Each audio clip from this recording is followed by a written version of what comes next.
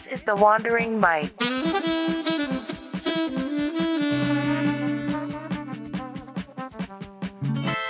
Welcome, everyone, to the Wandering Mike. Today I'm here with Jordan. Hey, Jordan. Hello, how are you? I'm good. I'm happy, and it's a wonderful day. It's a wonderful day and it's not raining, bizarrely. Every day in WA is quite nice in the sun. Yeah, it is autumn. It is going towards winter, and the days we've been having the last couple of weeks were just astonishing, actually. Yeah, I think, weather-wise in Australia, it's always been good. Since I've been here, it's always been good. You do get the old day where it's going to be raining and cold, but that's because where we are. Australia is good because you get the hot weather, but you also get the cold weather. So that's why people can go skiing like in New South Wales, Victoria, and Yeah. we can go swimming on the lovely beaches in the hot weather. And bizarrely, I saw something where apparently this is the hottest autumn in WA. So Oh, is it's it all right. actually? Yeah, it's quite warm.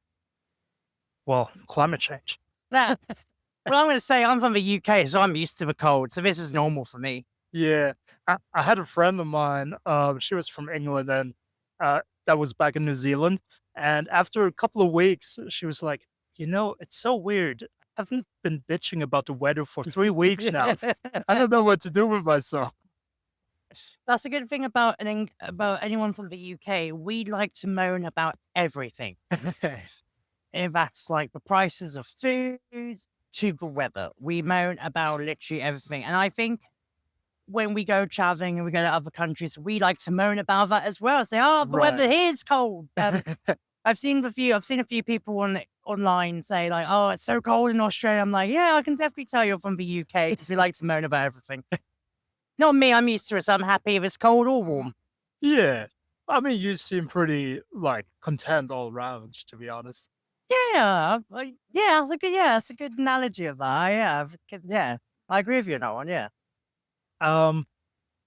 Well, to come to yourself, if you just want to introduce yourself to the people. We just spoiled that you're from the UK, but yeah, if you just want to tell us a little bit about yourself, what you've been up to, and now how you've landed in Australia as well.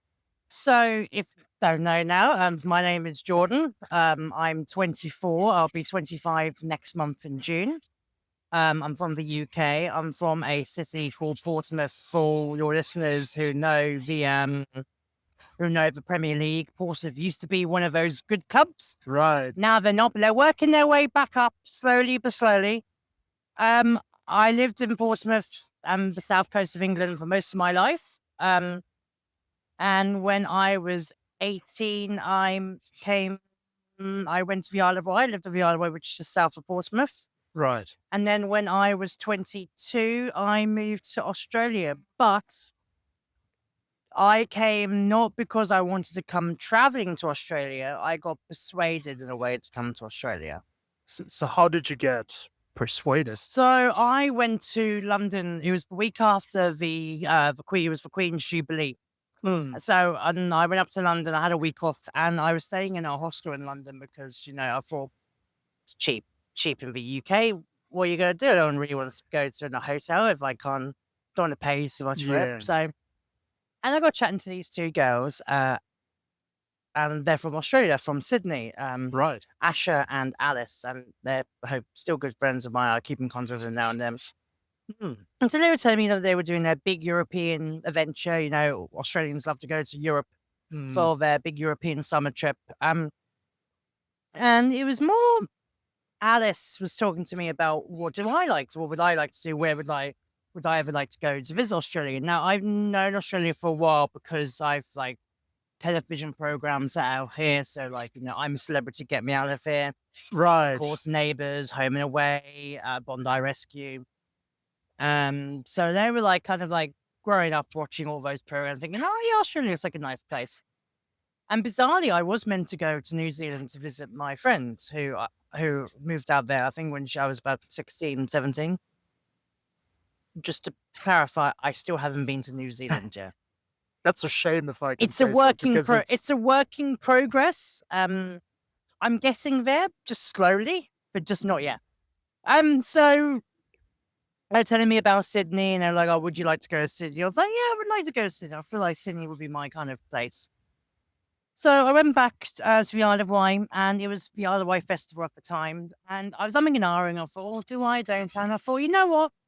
I was always told by my two friends, Sue and Ali, who I used to work with at Tesco's, which is the supermarket in the UK, if your Yeah. listeners don't know that.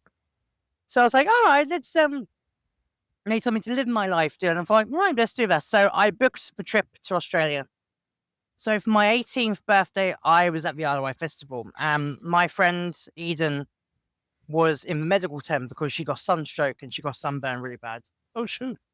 So we were talking, and she was like, "Ah, so how was London?" I said, "Oh yeah, London was fantastic." And she's in agony and pain while she's asking me. Mm. So Rich then I went, "Oh, by the way, end of August, I'm going to Australia." So you actually And then just I went to go and enjoy the music.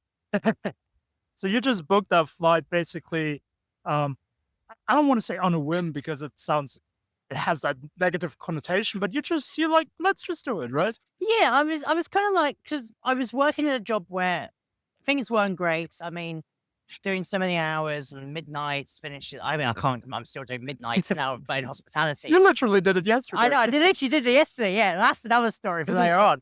Um, but yeah, no, I was working a lot, and some of my friends who I worked with, they kind of knew like they couldn't, even though I would love to get into like a high position, Mm. they couldn't see that happening. They thought Tesco's would kind of ruin me and kind of like Right. for my mental health and that. So they were like, "Oh, just go for it." So when I told them, they were like shocked, and they were like, "Yep, we support you 100%." Some people were a bit like, "Oh, are you chasing a girl?" And I was like, "No, I'm not chasing a girl. I mean, I'm chasing now two friends I've made, but Right. I wanted to enjoy it." So yeah, end of August, I kind of, because I was living in a shared flat with a friend of mine. She kind of went on doing that on her own, and I packed up everything. A colleague of mine I used to work with, she's looking after some of my stuff because I still haven't transported it over here yet. Right. And then yeah, kind of went to London, went to Heathrow, and then flew to Australia. Flew to Hong Kong first. Mm. It was zero COVID. So it was time Hong Kong and China was still zero COVID. So it was a bit sketchy. It's a bit scary. I think I got, in the space of the day I was in Hong Kong, I got temperature checked 5, 6 times. Oh, wow. And then I arrived in Brisbane at the end of August. I was in the Gold Coast for a few days. And then I did an overnight trip and arrived in Sydney. And I was in Sydney for a while. And then I was there for when the Queen died, which was a unique experience. Right. I never thought I'd be in another country for that to happen. Now it's just a strange experience, all of that. How was that actually? Because, um, obviously, must be so different for the people from the UK because, as a German being in Portugal at the time, like, obviously, you've seen everything, you've heard everything, but how was that? I mean, I guess you won't know exactly how it was in the country, but for you being abroad, especially, like, how was that for UK people? It was really weird. I mean, some Brits like the royal family. Some Brits don't like the royal family. Right. I'm in one side of it where I do like the royal family, and I had my reasons why I like the royal family. I think, to put it in context, I like the royal family because they provide sustainability, and Mm. they provide something which other systems don't, as in presidential powers, where you have a president that changes every time, Right. and stuff like that. So that's kind of my impact on that. That's how I feel. So being in another country, it was a strange experience because Australia is, of course, a country that voted no in the Republican referendum only in 1999, so only about 20-ish years ago. Mm. And the love of it, the love of the people who respected the Queen here was just incredible. You hear a lot on the TV going, "Oh yeah, Australia will be a republic one day," and there's anti-monarchist feelings. When the Queen died, I didn't see any of that, and it was, Right. as a British citizen here, it was very surreal. And the people I met, and they were like, "Oh yeah, we've been in the UK, we've seen the Queen." The Queen was loved. I think the Mm. Queen was loved everywhere around, not just Australia, not just the UK, but around the Commonwealth and the world. But yeah, being in another country at the time, I never thought that would happen, and I was just quite surprised that I was seeing. It's weird. We all saw history in the making. To Right. see it in a realm, a realm where the monarch is head of state is even different. It's like to see another country's constitution process working. Mm. It's unique, and I think people don't kind of think about that. They just think, "Oh yeah, it's another head of state," he'll be dead soon, and then so on and so on. But yeah, but no, it was strange, and I felt like that for the coronation as well. So I was here when King Charles got crowned. Well, I Right. was here when King Charles came to Australia when he went to Sydney. Oh, so you I was been in Sydney. I wasn't in Sydney at the time. I would love to have been in Sydney when the Right. King came. That would have been an amazing experience. But I was up in Cairns Mm. for the coronation. I was up in Cairns for the for when Charles came. But my friend was in Sydney and saw the King going past, and that was a unique experience. Right. But yeah, no, it's very strange. But I do feel like I think not just from Monarch, but everything here. I feel like Australia is kind of like home because everything's kind of the same over here, and it just to me feels Mm. like I'm home. Just nice weather sometimes. Right. Uh, so you already said there. So you originally came to Sydney, had a long time in Sydney, and you also just mentioned Cairns. So what kind of warrior stations were you um, doing at those places? so I came. I'm here on a working holiday visa. I'm hoping to stay longer. Fingers crossed. If there's anyone from the government listening, I want to stay. No, so I was working in hospitality. Food and beverage, banquets, events. Now, I've never done anything like that ever. I did customer service and retail back Right. in the UK. So I thought, yeah. I worked at the Sheraton Grand Hotel in Sydney and High Park. It's a lovely all the places I've worked at, I would recommend people go and visit the hotels, visit the venues, the bars, restaurants. And very would recommend them. So I might plug a few in now and then. Of course. No, we always love So recommendations on here as well. I was there for about 6 months. The first few days I was there, I was like, nah, this is not for me. I don't feel like hospitality is kind of my thing. Mm. But then I kind of settled into it. I was kind of enjoying it. I did a few conferences. I did a rugby league dinner Oh, that where we sounds had interesting. ex rugby league players coming in. It was all for charity. Right. They do it at the end of every NRL season, and that was an experience because it's the first time I kept getting tips. Right. $100 tips, $100 tips, $50 tips. I was like, never seen that before. And Especially not here in Australia, no, right? especially not here because Australia is kind of like it's not a tipping place. I mean, people Yeah. don't really have to tip here because the wages here are quite good. I know. I would say cost of living's high, but cost of living high is of reflecting on the wages as well. So like casual rates are quite high. Yeah. Part time, full time could be higher, but that would be for another discussion, maybe later on. When you do well on politics side of it. But yeah, no, the hotels was really nice. I was there for about 6, 7 months. I went to Cairns. First of all, I stayed in Port Douglas for about a week. I kind of Right. took a week for like a holiday thing. I went to Cairns and I got a job at the Shangri-La in Cairns. My friend Jason, who I still believe as this recording's going on, is still the assistant banquet manager at the Sheraton. He's working Nice. his way up. So his father-in-law managed to get me the job there. Right. So I was back in Cairns for about 3 months. I made loads of friends. My 2 friends who are here in Perth, Leisha and Louise, and also my friend Rebecca, who lives in Scarborough. I met them in Cairns, and they've kind of stuck Oh. with me, so they're still here. Oh, so you both Yeah, you yeah, all were in we Cairns were and all then in you came Cairns. over. Yeah, we're all in Cairns. 2023, we're in Cairns. Right.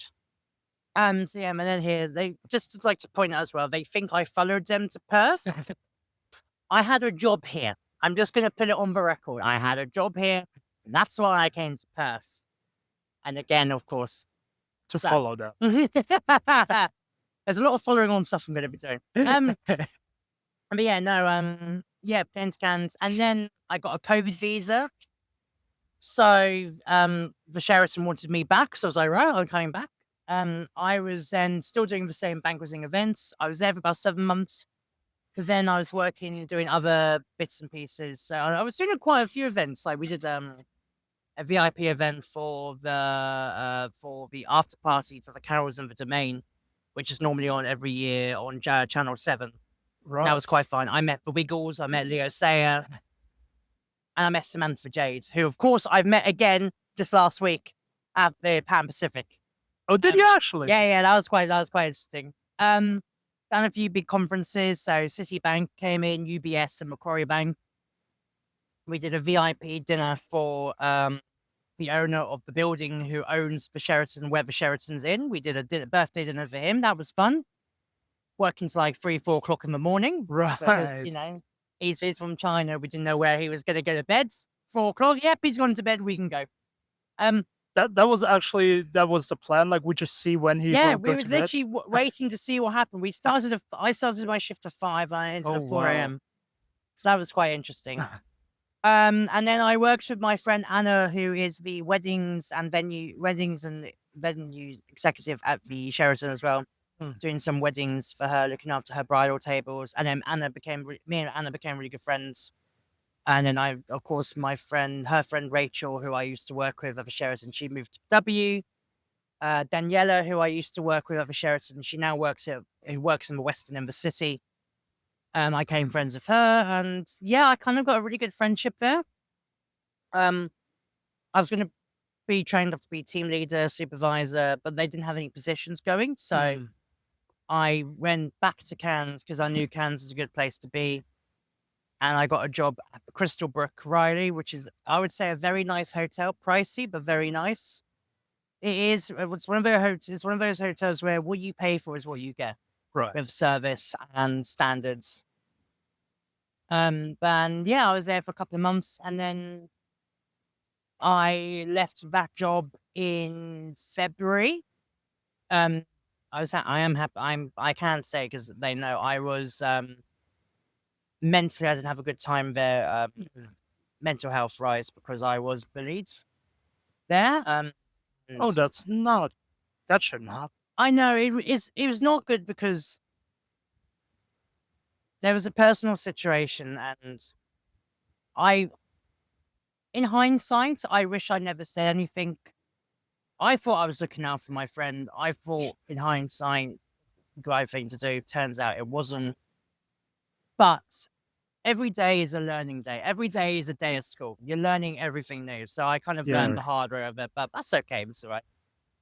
I got another job. I worked at Football Queensland for about a month and a bit doing match day coordination. And then I got the job at Fraser's in Kings Park in Perth, Yeah. and I managed to get a job at Ascot Racecourse with Perth Racing. And then that's kind of what led me to Perth. And here I am a month and a bit so far. I'm living in Fremantle, and I'm now working at Ascot when they have their race days. And I'm also now working at the Pan Pacific Hotel in the city. And I'm going to be starting at the Ridges Fremantle, which is perfect for bearing in mind the hostel is literally 2 seconds away. Yes, it is. And that's kind of my journey round hospitality. The Yes. long way round. So, I mean, you've mentioned that that was nothing you did back in the UK, and you just kind of like got into it. But from your stories that you just told, like, just give us a little overview. It does sound like quite an interesting job as well. It doesn't sound like one you would get bored of relatively quickly. So, let me just ask, what is the thing that working at all these events? What's the most intriguing thing to you personally about that job? Whenever whenever a company looks at a hotel to go to, they look at the venue and they look at if it's good for the customer, like the guests, and then they look at the staff. Now, in my experience with the staff, if you are in a great team and you're working together and you're providing that little bit more specialness, you can have a great event. And Hmm. every job that I've done, every hotel I've worked at, I always put 110%. I always go way out for the customers, for the guests, Right. the clients, because I know if they get good service, great service, fantastic service, they'll come again Yeah. and they'll come again. So the revenue will be coming back into the hotel. I think the thing for me is every day is different. Not every day is the same. I've done different types of weddings. I've done birthday parties. I've done big conferences, medical dinners. It's been the weird and the wacky, and it's been fun. And I enjoy it. And I know some people and are about hospitality. Yes, I get it. The long hours. Yeah. Sometimes you're going to get shitty guests and shitty customers. I've experienced that quite a lot Right. in both retail and in hospitality. Sometimes the hours are long. I get that. But if you are unique and if you stand out, you're going to be recognized. You're going to be remembered. And someday, one person you've seen serving drinks or serving food or setting up, they might remember you and they might change your life. That's a great perspective, and it is so true as well. It's that's a great insight, and I think you get on with every job, though. You get on with every job, when people want to keep coming back. And then, like me, you get recognized from doing one event in Sydney, and then you get recognized up in Cannes, and it's like, Yeah. oh wow, that's a great unique experience as well. No one's actually recognized me in the hotel so far in Perth, not yet. Hold my breath on that one. well, but I guess that is the thing with most jobs. With, I mean, I guess the listeners might not know. I mean, I just quit my job because I just couldn't. I just didn't have the motivation anymore. I didn't. It didn't make sense for me anymore. I didn't feel that fulfillment anymore. So I feel like that's the biggest part of doing any job. Like, for you to be able to do a great job is you have to have that fulfillment in it. And for you, that perspective that you just gave, that's the greatest like fulfillment you can get out of the job. Yeah, and I think the other thing would be is like you've just said about your job, you got to do what you're happy with, and it's like if you're in a job and it's mentally putting you down and you're feeling stressed and you're thinking, no, this is all right, then quit. Don't do a job which will be damaging to you, to your mental health, to your health. Don't do it. I mean, some people 100%. can't because they have to earn and they maybe can't find a job. And I've known people, and you must probably have known people Yeah. exactly the same situation. But a job isn't gonna like define you. Your health will define you. Your mental health Yeah. will define you. Don't let a job push you down. If you can't handle it, quit. Which is what happened to one of my jobs, and I also the viewers, listeners don't know that you helped me when I was in my situation about a couple of weeks ago. Yeah. And you helped me and you gave me some good advice. And yeah, I've kind of taken it on board. So I recommend that to anybody. If you're in a job which you mentally can't do and you can't have, then resign, then quit. Being a casual, you're very lucky, especially in Australia. You're very lucky of being on a casual contract to resign. But yeah, no, don't let your job define you. You define yourself to who you want to be. That's actually a great transition to a question I didn't know I wanted to ask, but I was since gonna say, we're going very deep this afternoon, aren't we? We're going very deep. well, have you listened to any of my podcasts? I've listened to a few. I know. It's like what, nearly 2 o'clock, and we're going very deep. Yeah, I mean, the listeners don't know what time it is, but I think it's 2 o'clock. Just double checking. yeah, it's around there. No, but I mean, it doesn't go deep all the time. But I mean, if we go in that direction, I'm happy to just keep I've riding dug the wave. myself in my own hole. Yeah, happens all the time. No, but from how you just put it, I just want to ask. Probably, yeah, it is a relatively deep question, but so the jobs isn't defining you. What would you say after all your experiences? Well, here in Australia, but also just your life. what does define you? Who is the Jordan that you have found during all those experiences? Do you know, it's very hard because I feel like I feel like being in Australia, I've kind of found myself. And Yeah. your listeners won't know, my life hasn't been 100% perfect. I've had childhood trauma from having parents who wasn't around for me. I had issues with my mum. Um, she was an instigator to a lot of problems growing up. So Right. I lived with my grandparents. I lived with my nan and my granddad. Well, the granddad, I was my nan's husband. My nan called herself, she was like Elizabeth Taylor. She had like three husbands. I thought she was like Henry VIII, but she didn't chop anyone's heads off that I know of. That you know of. Um, and yeah, no, my nan kind of nurtured me and looked after me growing up. And then when she passed away just before my 18th birthday, I kind of had to try and find myself. And I went through some really bad periods. Like I had mental health. I was diagnosed with depression during COVID. Right. Um, and then in Australia, I've kind of found myself and I'm kind of in a good place. And I think that's kind of defined me. And with the jobs, I try to bring that personality that I have of kindness, of helping people. Yeah. Sometimes it backfires. But I'm always happy to help whenever I can. And I just try. I try my hardest. Sometimes it's great, sometimes it's not. But sometimes we can admit when you hit rock bottom, you hit rock bottom. And sometimes you hit a brick wall, Yeah. but you have to bash through it and carry on.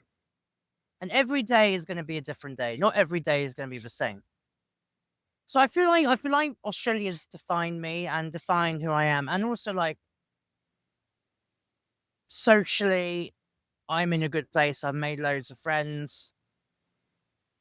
Um, Politically, historically, I've like, being in another country, like the history of Australia, and the politics of the day kind of defines you, and it kind of opened my mind up to a lot of my politics and social ideas. And I like, for example, I did want to be a politician when I was younger, I can see because I that. wanted to help people and I want I to help I can people. see that. And I do have an opinion on loads of things regarding all of that. But you're not going to please everybody. Everybody's not going to be pleased. And I found that out the hard way. And I'm glad I did. I'm glad I found out the hard way so I know for the future. But like I said, every day is a school day. You're learning something new every day. But if I can just say to that point as well, and you also saying like, I'm trying to be friendly there. Sometimes it backfires. And with myself, who is also genuinely very trusting with people I meet, and had that backfire a couple of times as well. But in my opinion, and I don't know how you feel about that, but I would just say, don't ever let that change you because you're a great person and you're putting like positivity out there. And just because 1% of the time, maybe 2 or 3%, I don't know the numbers, it does backfire. It shouldn't stop the good people from putting good out there, if you know what I mean.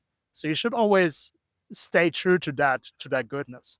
Yeah, no, I agree with you, and I help a lot. Have helped a lot of people with advice. I've helped people when I can, like bits and pieces. For example, I've got a friend of mine. I've got a few friends who are dancers, who Right. are strippers, if I can say that on the podcast. Um, Yes, you can. and I see how they get treated. I do see how they get treated, and Mm, it does annoy me because these are people's their jobs and their livelihoods. mm, But what gets me is when they ask for it's when they ask like, oh, my family's not gonna like this. Oh, my friend's gonna think different to me. Which my response would be, so what? You're doing a job which you like. You're earning money. This is your livelihood. Do it. Who cares what other people think? You are your own person, your own woman. And I'll give you an example. It's like if I had a girlfriend and she was a dancer or she was doing OnlyFans or anything like that, Yeah. I'm not going to turn around and go, no, you can't do that. That's not right. Why should I be telling my partner, no, How you to? shouldn't be doing that? She's her own person. She's making her own money. Yeah. She could turn around to me and say, I'm doing a job which she doesn't like and tell me to stop. But I'm not going to do that. So everyone, it's like free will and everyone does their own things. So that's like one example I give. I try and help as much as I can, like advice wise, like relationship advice is also another thing. But most of the advice I've given is all from it's either from what I've been through personally or from what I've experienced, and I've had family experience and friends experience. And sometimes I do have to like not say anything and bite my tongue. But Mm. if I feel like someone could do with a hand or help, then I would be like, I'm there for everybody. Like me or loathe me, I'm there for everybody. And if you hate me, well, who cares, There I you won't go. define that. No, that's the perfect way to look at it. And what is important is that you are happy. And from what it sounded like, you thankfully having found yourself as well and became like blooming in your own personality. That's what's important and not what anyone thinks about it, good or bad. Well, because it's also I think sometimes if we get a lot of good feedback, it might also get to our head. So neither the bad, but also not the good should define it too much. It's just as long as you're happy. Yeah. Yeah, no, I am happy, and it's really nice being around a really good group of people at the moment. Like all the people in the hostel are so nice. Yeah. The boys in my room, Danny, Kevin, they're really nice. Sean, who was in my room, he was amazing. Kay's lovely. Who actually I met previously in Cannes. Oh, did you actually? Yeah, I met Kay. I met Kay in Cannes because she was in Cannes when I went back the second time, and then Right. I was here in Perth, and I think I was at the beach or somewhere. And I saw her, and I thought I recognized her, but I don't know where I recognize her from. And then I was in the hostel. Sean and Danny had mentioned, oh, there's a boy in this room. He's very nice. She went, oh, guys. And then we were chatting around the outside bit, and she said about Canada. I went, oh, when you in Canada? She went, I was in Canada in June. I was like, I was in Canada in June. She went, I was like, I never recognized you. You're in Mad Monkey. She was like, oh my God, so are you? Oh, she was like, I thought you looked familiar. Yeah, I mean, Oh wow. we spoke like now and then briefly back in Cannes, but now we're like, it's good. And she's so lovely in that. And all the people I've met is nice. Regardless if I like them or don't like them, Yeah. I always find the good in people. There's always good in somewhere. Or if they're evil, but they're not. No, I'm But no, very the similar hostel to is that. really nice vibes, and Yeah. it's like they're like a family, close family. That's what I'd It say. is what it is, yeah. And it's so great to have. I think once or twice on the podcast we have discussed that as well. It's just because it might objectively not be the greatest hostel, but socially, like from the people that are staying there, it is. It's definitely the best hostel. I think, especially when you're traveling, hostels make or break you. I feel like if you have a good experience in a hostel and you're talking to the people, you're chatting, you'll have a fantastic time. Mm. If you're, I mean, yeah, I do get people if they want to be on their own, that's fine. I totally Right. get that. But sometimes if you're on your own and then people try and make the effort of you and then you're just, miserable, as in you don't want to talk to anyone and you put yourself out to not like be horrible and not, then there's no point for you. But being in a hostel, it kind of helps you with every day, and it helps you with your travels as well. It does help you with your travels and stuff as well. So, look, if for anyone who's listening who like wants to go traveling, stay in a hostel because hostels are a fun experience, and some are great, some are not so great, some are cheap, some are expensive. But the people you meet are always who will always make your trip. And yeah, like you said, that's an important thing of it as well. Like meeting people, making these connections can help you tremendously with whatever it is you're trying to do. It can help you get a job. It can help you get more inspiration for your own travels. Like And it there's gives you an excuse to travel to other countries as well. Like you can meet people from like Canada or from Italy or from yeah, New Zealand or Russia, and you can meet them, and then you can travel, and then you'll see other parts of the world because you know people yeah, there. So I think that's also another good thing about staying in a hostel. yeah. Like all of a sudden you have people all over the world and you have friends in countries you haven't even been to yet. It's yeah, it's such an amazing thing. Um, well, talking about traveling, because I genuinely don't think I have asked you that question, but being around, like on this side of the earth, but also maybe in general, do you have any plans to travel some countries in the near future? I do want to travel to other countries. I mean, I do want to like see the Pacific. I do want to go to Asia. I do want to go to America, Canada, South America. I've met loads of people from South America. They've Yeah. recommended me. I will probably go back to Europe.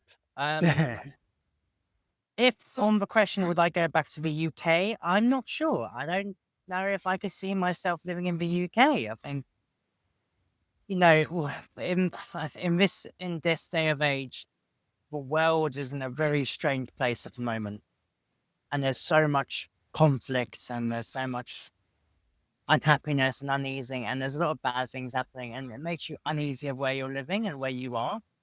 Mm, And it makes you think about everything that's going around you. In the UK, I mean, politically, everything is kind of not gone to plan as what people were expecting. You know, for me, when Labour won the 2024 election in the UK, I was like, oh, fantastic! They're gonna change the things to make the UK better.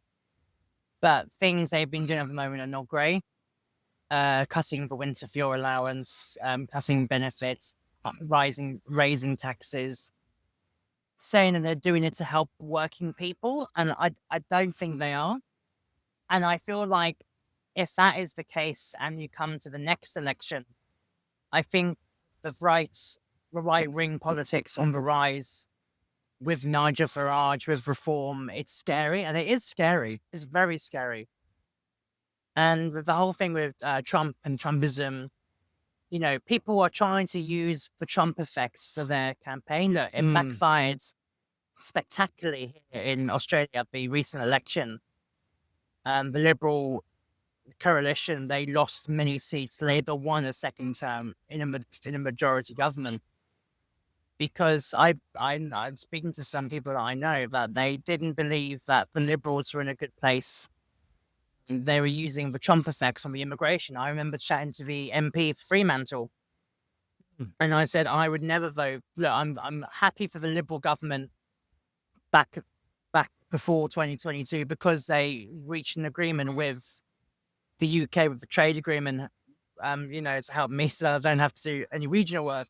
Yeah, That's another excuse why people hate the British. There's many more, but that's one of them. Um, it's one of the reasons I hate the British. but yeah, no, I think yeah, the Liberals were trying to use the Trumpism book, and they were blaming yet again immigration. They were blaming migrants, and it's like, no, why do we need to live in a world of hate? And again, there is so much opinions, and there's so much conflict going on, and a lot of people have high opinions, especially like with the war in Gaza and the situation in the Middle East. So, and I do have my opinions on that as well. I have opinions on a lot of things, and I think traveling kind of opened your eyes up a bit more. So I think the whole everything of the whole world's kind of like it opened your eyes up to realizing we have to protect our planet.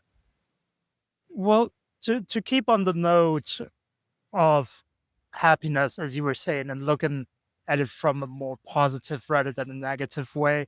But also because it is funny, because just last week, when I did the podcast with Duncan, we actually talked about a similar thing happening in Canada, where the election also was influenced by Trump and also went back to the left, just because they seen like what happened in the States.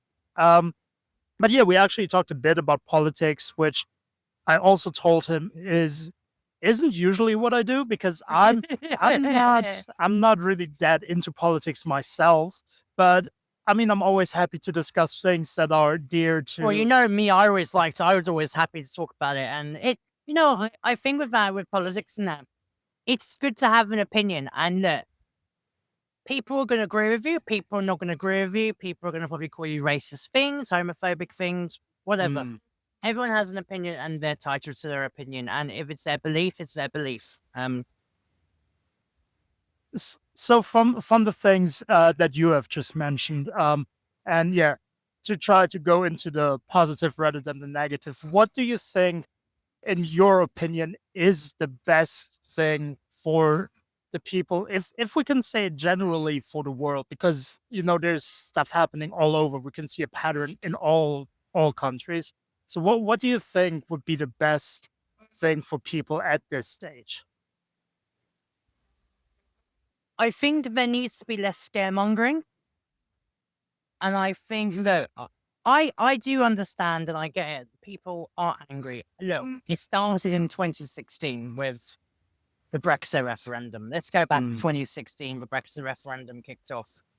Then you had the president, Emmanuel Macron, got elected.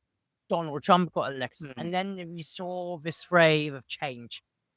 And you've seen this wave of change over the last 10 years. And it's happening all over the world. And there's so much conflict. First of all, we need to stop the scaremongering. Second of all, we need to stop playing the racism card. We need to stop blaming immigrants. We need to stop blaming if you're different color of skin. We need to stop using race as an excuse. Third of all, we need to, of course, then stop using sexuality as Mm. as a card. We need to stop using that as a card because hearing like the current situation about things against trans women and trans people, it's Wow. hard. We need to stop, with this like the idolization that it doesn't matter what sexuality you are, what gender you are. People are using that as a form of hatred, and we need to stop doing that. Mm. And we need a bit more kindness in the world. We need a bit more sensible learning.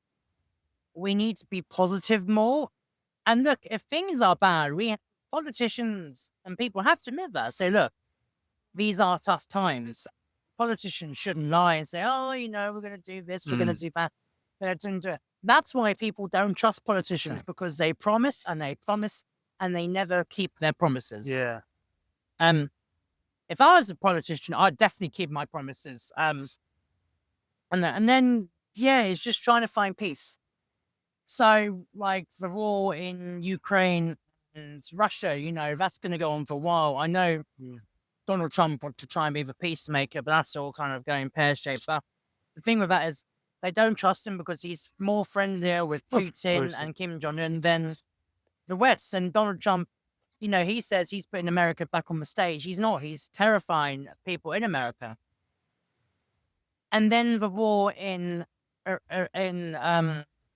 Israel and Palestine. Now, I know this is a sensitive topic to your listeners and to everybody. First of all, my opinion on the whole situation is this. I believe every country has the right to defend itself, no matter what. That's why we have NATO. That's why we have AUKUS. We have alliances across the country, across the world. Sorry, we have across the country and the state, of course. If the Northern Territory invades Queensland, and everyone has the right to defend itself. What I get annoyed about a lot with the war in Gaza is how people and politicians are saying Hamas, the terrorist organization, is the people of Palestine. Yeah. They need to split that up. Hamas is not Palestine, okay? The Palestinian people are their own people. Hamas controls Gaza. They control the Gaza Strip. And they're killing the people in Gaza as well. So we need to get that away. We need to split that. We need to get Hamas out of the equation. With Israel, Okay, I see why they wanted to defend themselves. Yes, I get that. What they're doing is inhumane and it is wrong. It's against so many United Nations charters. They're withholding aid. They're withholding everything they can. Netanyahu, yep, he's a war criminal because he's killing people. He's killing now innocent civilians. And he's killing them and they're thinking, he's going, oh yeah, they're in Palestine. They must be Hamas. Right. They're in Gaza. Of course they must be Hamas. No, they're not. They are ordinary Palestinians who are trying to live in peace. survive. Yeah, so Netanyahu is a war criminal. I think Vladimir Putin is also a war criminal. Because he's killing millions of people in Ukraine.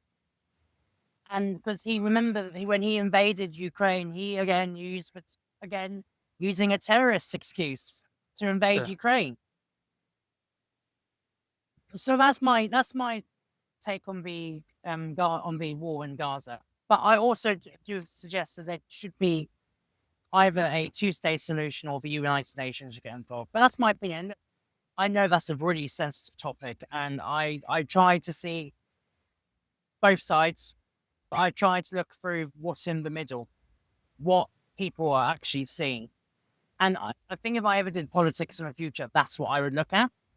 I would look at this argument, I'll look at that argument, and I'll look at what's in the middle. I would look at what the everyday person is thinking. And I think that's what happened in the years ago, like with Brexit and everything. So, yeah, but I do think we need peace and we need good, positive vibes. And we need happiness. Are we going to get it? At the current moment, no. But I think it can be achievable. I certainly think so. I mean, I wouldn't have any plans or anything that would go toward that direction, but I'm always basically what my philosophy is, and that basically goes a little bit into why I'm not that big into politics, is I'm trying to, I don't know if ignore is the right word, but like regardless of what's happening around me and regardless of what's happening on a bigger political scale, I just try to enjoy my life and try to give out, like you've said as well, like give out good vibes where I can, try to do good in my community. And then basically what my belief is if I do that and if I just go out and be good, that those good vibes will compound and that will somehow result in, like a better harmonious living between everyone. Yeah, I totally get that. And look, as I'm looking around, and just to clarify, because we're in Fremantle and we're in the park, and Yes. I'm looking around and look, everybody's doing their own thing, and everybody's all walking around. You don't know what's going on in people's lives. Mm. You don't know if people are having issues, if they're good, if they're bad, and then you just look at it and go, there is positivity in this, and everyone's trying to be positive and happiness, and it's hard going. It's very hard going, but everyone's trying their hardest. And like again, people may have political opinions, people may not have political opinions, But when you look around, especially here, you look around, people's doing their day-to-day stuff, if they're working or if they're going for a walk. I feel like they may have the sense of me, like, you don't know what's going to happen tomorrow. And I was always told, my nan always told me, live every day like it could be your last, because you never know what's going to happen around the corner. That's a very valuable insight. But I mean, just to be a little bit, also from my own experience, how hard is that though to actually live every day like it's your last? Like, it's so quickly you get just caught up in your everyday, and um, I don't think I can remember a day where I actually lived it like it could be my last. If you know what I mean, it's so hard to really do it. Yeah, no, I get you on that. I do get you on that one. Some people just live live life now. Some people just, go, oh, it's another day tomorrow. But you don't know what's going to happen. You never No. know what's going to happen. So, like, I don't know what's going to happen tomorrow. I'll probably wake up tomorrow morning and go, oh, I'm awake. So tired. But yeah, life is strange. Life can be different. It can be challenging. Just keep positive. That's what I say. Keep going and keep being positive. And if you can't, you hit a brick wall, don't worry. You've got people to surround you. And I've said this to my friends who've just so my friend Valentina and Ace has just gone down to Adelaide to do mining. I've said to them, look, every day is a learning day. If you go down there, you haven't got the job, you haven't failed. First of all, don't think you failed. Second of all, you've got people to support on. We are here as your friends. We're here to support you no matter what. So don't go down there and come back thinking you are a failure. Never like that. And I've said that to them, to Valentina, to Ace, and I said to anybody. If you do something and if you do something and you go and then you think you failed, don't say you haven't failed, and you've got people to fall back on no matter what. I feel like what's difficult with that approach as well is if people go and they try things and then they make themselves feel like a failure, next time they're more reluctant to actually try for something. And that's why, to just speak to your point, that's why we should always, everything that we try for and everything that we actually put energy in and go for, even if it doesn't work out, it is such an achievement because you actively put in energy and you actively went for something. So yeah, to that point, that should definitely count as a success. Absolutely, yeah. No, I agree with what you just said about that. You're right. Um, so yeah, we did actually go very deep, but I love it. It actually, it's a great thing. It just kind of makes it very difficult to go back to a lighter topic, um, because I mean, I never want to force anything, but I kind of wanted to ask you about your singing on the podcast as well because I know that, and I love music, so I know that that's something that I think we would enjoy discussing as well. Yeah, no. So I used to do a lot of performing arts when I was younger. My granddad always used to say that I always used to have perfect pitch. Hmm. And I think always goes back to my nan and granddad. So I used to listen to classical music when I was younger. So I've been, especially when I was a baby. Mm. And I know my nan used to play classical music when I was younger. I know we used to go around to like Asda and Tesco's when it was open 24 hours and listen to music. And you would have me calm and have me sleep. Right. I think I kind of done a lot of music like that. And I've been in choirs. I've been in musical theatre groups. I've performed on stage. I've performed in public, like with choirs. I've done karaoke, especially here in Cairns. Haven't done any karaoke here in Perth yet. There's always a possibility. Well, you do know that there's a karaoke place I do just know down the that. I do street. know that, and I will probably be there one day.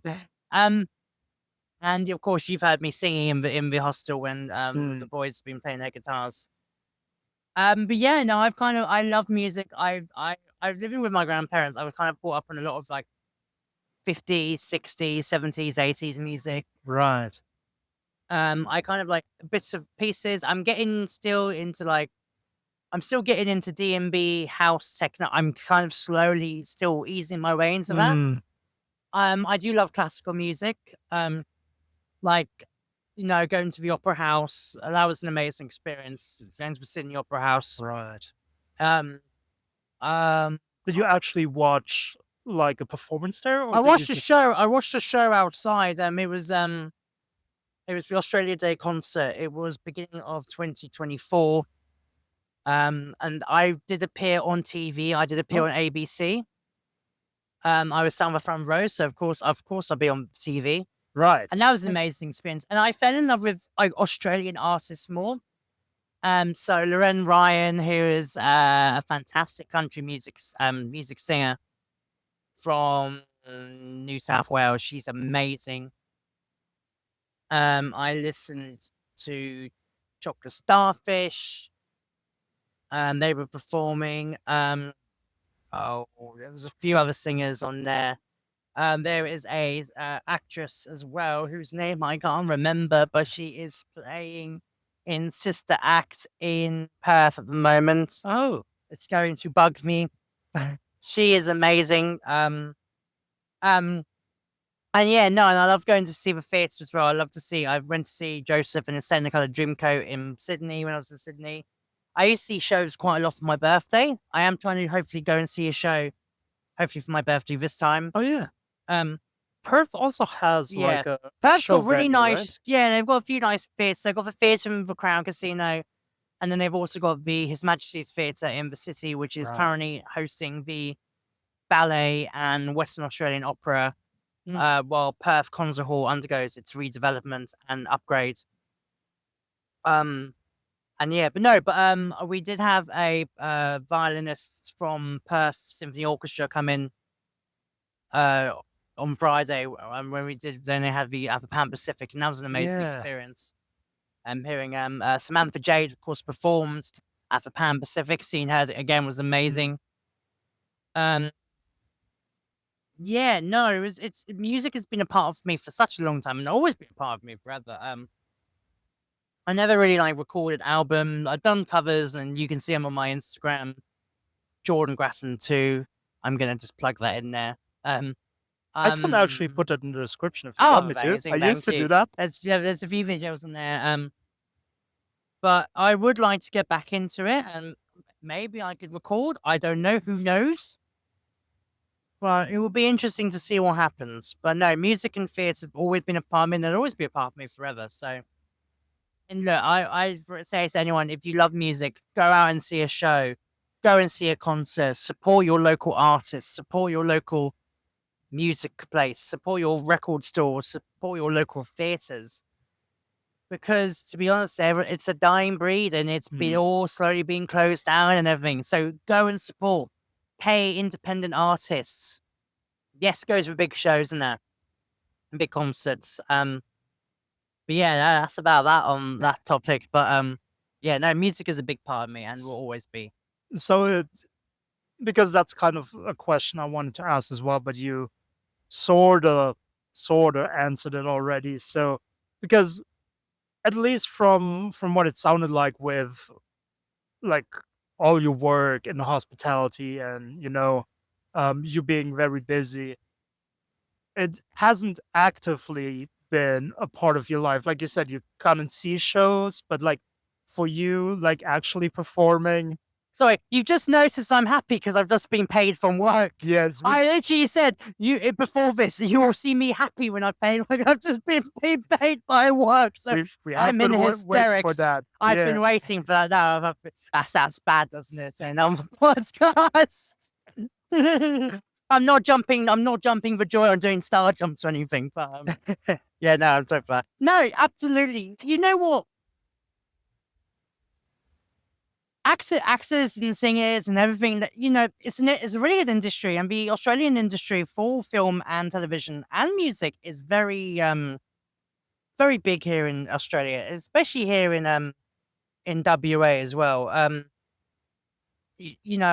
I was lucky enough I went to visit, like for example, if you're a massive fan of Home and Away, go to Palm Beach in Sydney.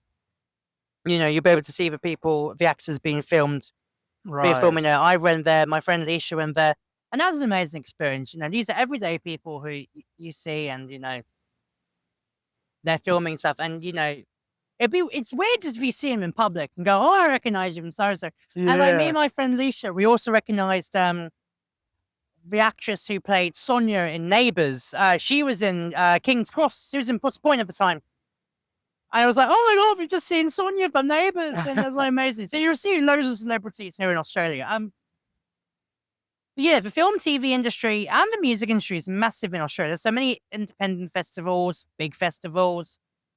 Some of them, of course, if you've seen in the news, some of them are not happening because of like money and everything. But Right. that's why I say go out and enjoy music, go and enjoy the nightlife in wherever you are in Australia, or not just in Australia, but around the world.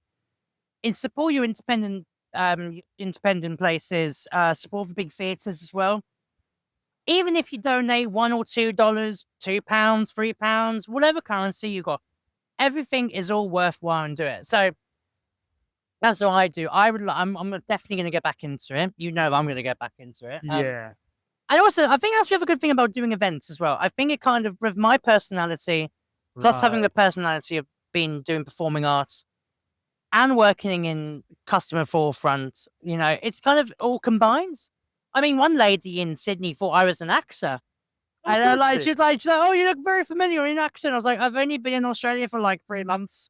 Um, but yeah, but also watch TV. I mean, you know, everyone's all going to watch Netflix and Disney Plus and HBO and all the other streaming times, but watch TV as well. I mean, the TV over here, they do great shows.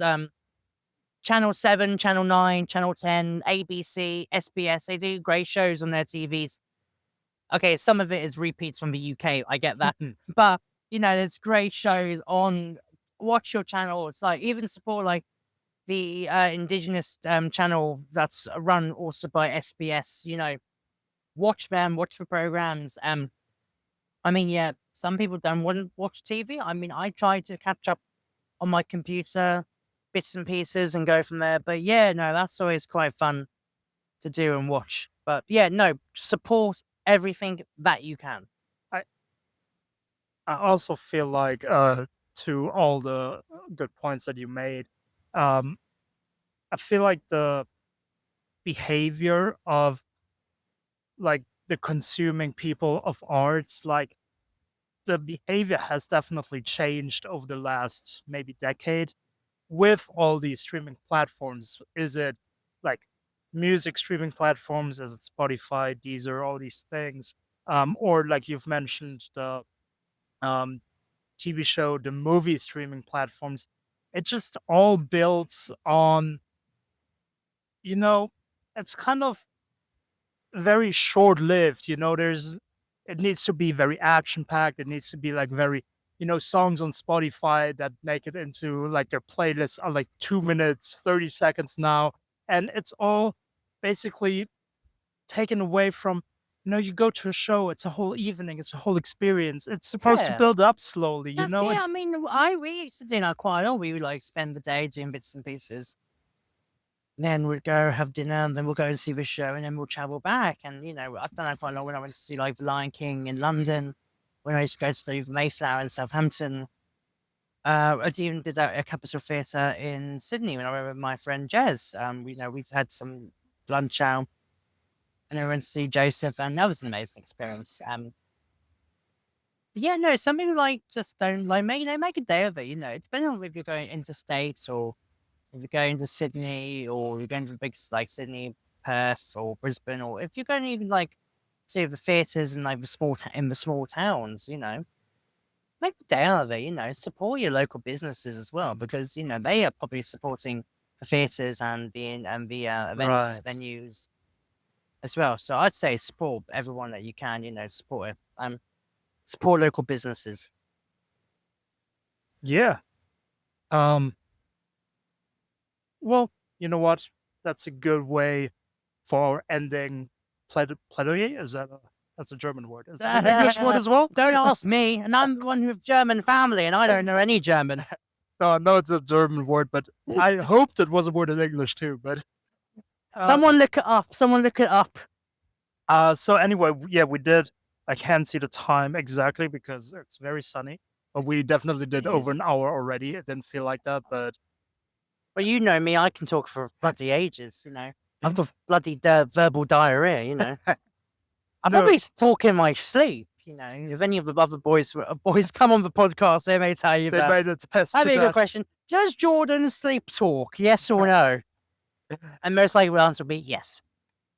Yeah, no, thank you very much. Thank you for inviting me. It's been really fun having a chat with you about everything. I love listening to the episodes now as well. And also, to the listeners out there, keep listening to the podcasts. And also, another thing as well, keep listening to podcasts, because even if you listening to this, if you're traveling to work or to school or wherever you're going, it's always good to listen. And I do love podcasts. So, yeah. But thank you very much for having me on. I really appreciate it. Yeah, well, genuinely, this was a great one. Like we touched so many topics.